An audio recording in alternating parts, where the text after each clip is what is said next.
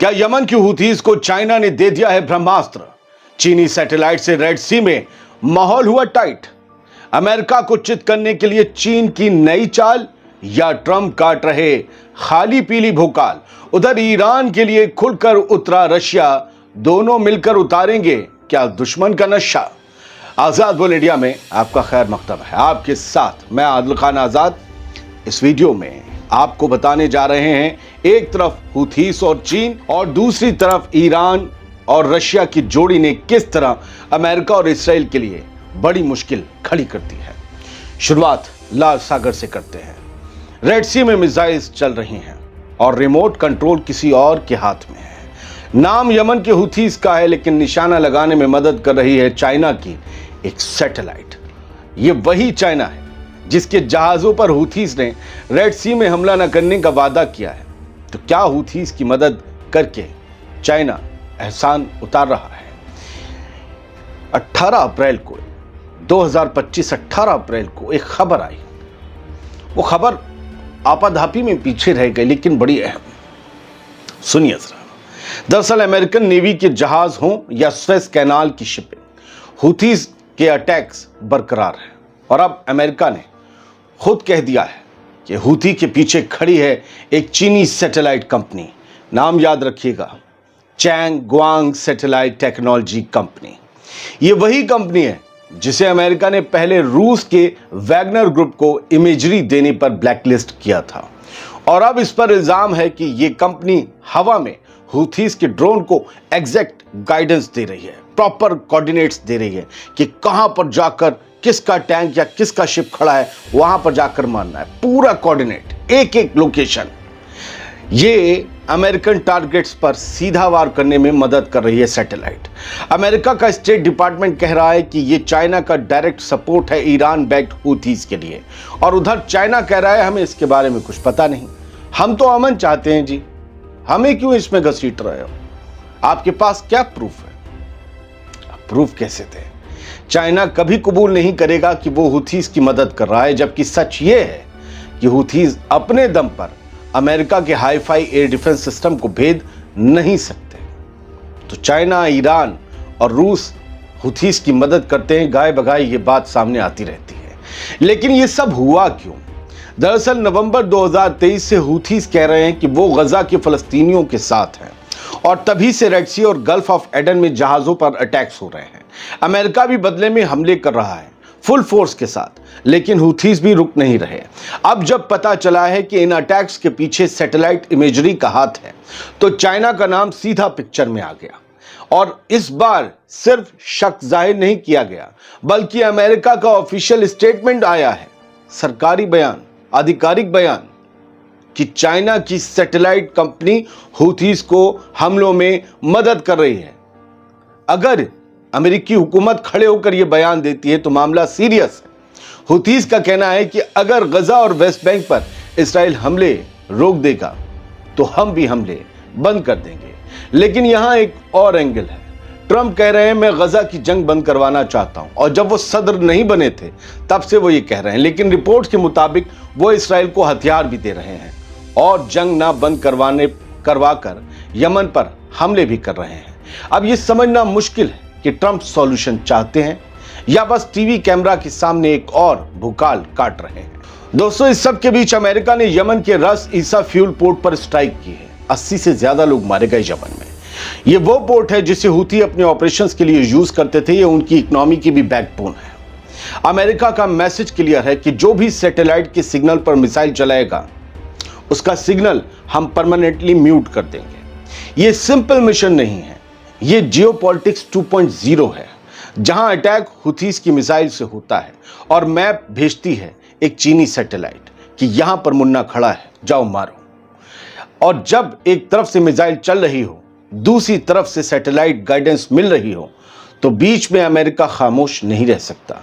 लेकिन अमेरिका के साथ साथ इसराइल भी परेशान है, क्योंकि वो चाइना का नाम तो ले सकते हैं मगर चाइना पर इसके लिए हमला नहीं कर सकते।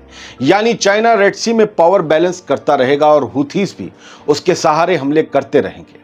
दोस्तों, रेड सी अब एक बैटलफील्ड नहीं, अब एक मैदानी जंग नहीं, एक ग्लोबल मैसेज बोर्ड बन गया है, जहां लिखा हुआ है next war will be fought with data not just drones, यानी जब ड्रोन उड़ेंगे डेटा फैसला करेगा और बैटलफील्ड यानी मैदान जंग पर गोलियों से ज्यादा गीगाबाइट्स चलेंगे।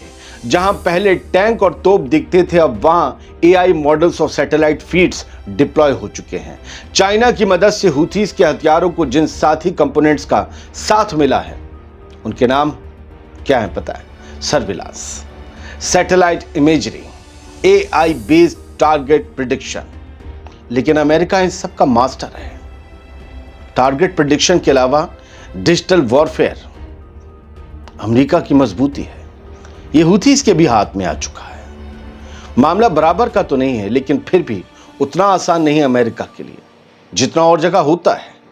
ये जंग सिर्फ ड्रोन से नहीं, डेटा से लड़ी जा रही है। अब जंग सिर्फ जमीन पर नहीं, सर्वर रूम्स में भी लड़ी जा रही है। डिसीजन मेकिंग अब आर्मी के जनरल्स नहीं, एल्गोरिदम कर रहे हैं। कौन जिएगा कौन मरेगा ये तय करेगा कौन सी साइड के पास है बेहतर इंटेल यानी इंटेलिजेंस, शार्पर डेटा और स्मार्टर एआई। लेकिन अमेरिका को भी इसमें महारत हासिल है, जो हम कह चुके हैं। तो क्या अब अमेरिका भी अपनी नेवी को पीछे खींचकर हुथीज के खिलाफ स्मार्ट वॉर छेड़ेगा? ये देखना काफी दिलचस्प होगा। लेकिन एक दिलचस्प किस्सा तो और पहलू तो ये भी है कि अमेरिका हुथीज के साथ आने पर चाइना को क्या कुछ और सैंक्शन लगाएगा?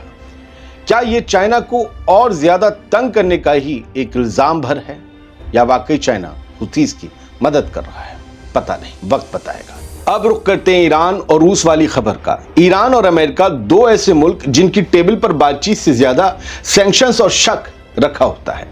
लेकिन जब ओमान में बैठे बैठे इशारों में बात शुरू हुई और बैठक उठकर रोम तक आ पहुंची, तो रूस ने भी ईरान से कह दिया, बताइए जनाब हम क्या मदद करें।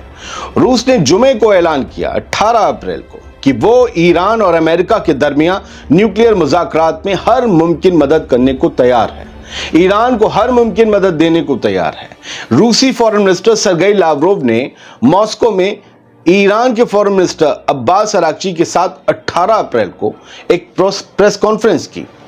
इसमें सरगेई लावरोव ने कहा कि हम हर वो रोल अदा करने को तैयार हैं जो ईरान को फायदेमंद लगे और जो अमेरिका के लिए भी काबिल कबूल हो। लावरोव ने कहा कि रूस मीडिएट करने, ब्रिज बनने या किसी भी सपोर्टिव रोल में आने को रेडी है, क्योंकि मामला सिर्फ ईरान की यूरेनियम का नहीं, ये सवाल इंटेलिजेंस, इमेज और इन्फ्लुएंस यानी असलो रसूख का भी है।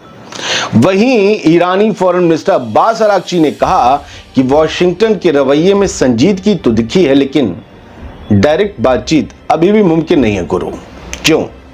क्योंकि अमेरिका की ज्यादा से ज्यादा दबाव डालने की पॉलिसी और सैंक्शंस का साया अब भी ईरान पर छाया हुआ है। तो ईरान ऐसे माहौल में डायरेक्ट बातचीत तो नहीं करेगा। रोम में बातचीत में ओमान ही बैठा या बैठेगा। मतलब ये कि ओमान और इटली की जमीन पर मीठे लफ्ज चल रहे हैं, लेकिन हवा में अब भी शिकंजे की गूंज है। इशारों में डिप्लोमेसी, बैक चैनल में बातचीत और सामने रूस जो हर एक फाइल की कॉपी चुपचाप स्कैन कर रहा है। कह रहा है कि ईरान के साथ खुलकर है, हर मदद देंगे। रूस कह रहा है हम बीच में हैं, ईरान कह रहा है हम थोड़ा नर्म हुए हैं। अमेरिका सोच रहा है डील करनी है, लेकिन चालाकी से। और बैकग्राउंड में रेड सी से लेकर यूरेनियम प्लांट तक ईरान के सबकी फीड एआई को भेजी जा रही है।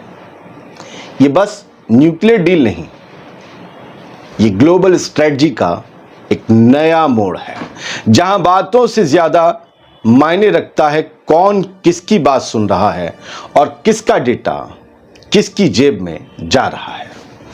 आजाद बोल इंडिया की इस खास पेशकश में इतना है। बहुत से लोग कहेंगे दो मामलों को खींच दिया।